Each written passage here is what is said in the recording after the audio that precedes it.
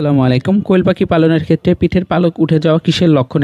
এটা কোনো সমস্যা কিনা আর এটার সমাধান কি, সম্পূর্ণ বিষয় নিয়ে আলোচনা করব। আসলে আমরা যারা কোয়েল পাখি পালন করে থাকি সকলেই সমস্যার সম্মুখীন হয়ে থাকি। এটা মূলত কোনো রকম সমস্যা না, আবার কিছুটা সমস্যা রয়েছে। যেমন একটা পাখি যখন প্রপার খাবার খাবে, অর্থাৎ ভালো মানের যখন খাবার দিবেন, তখন সহজেই পালকগুলো উঠে যাবে না। আবার একটা টাইম এসে, অর্থাৎ একটা নির্দিষ্ট বয়সে এসে সবগুলো পালক পড়ে যাবে এবং নতুন করে পালক গজাবে। তবে অবশ্যই এখানে সঠিক পরিচর্যা করতে হবে, যেমন জিঙ্ক, ক্যালসিয়াম, সেই সাথে ভিটামিন AD3E যে রয়েছে, সকল কিছু মিলিয়ে আর কি ভিটামিনের যে কোর্সগুলো সেগুলো প্রপারলি চালিয়ে যেতে হবে। যেমন যখন এগুলোর বয়স 4 থেকে 5 মাস হবে, এমন বয়সে এসে অবশ্যই আপনারা AD3E অথবা ইসেল যেটাই পারেন না কেন একটানা 15 দিন দেওয়ার চেষ্টা করবেন। পরবর্তীতে 1 থেকে 1.5 মাস পর গ্যাপ দিয়ে আবার 15 দিন একটানা দিয়ে যাবেন। আসলে কোয়েল পাখি খুব ছোট্ট একটা পাখি হওয়া সত্ত্বেও প্রচুর পরিমাণে ডিম পেড়ে থাকে, তাই এদের প্রচুর পরিমাণে ভিটামিন এবং ক্যালরির প্রয়োজন হয়ে থাকে।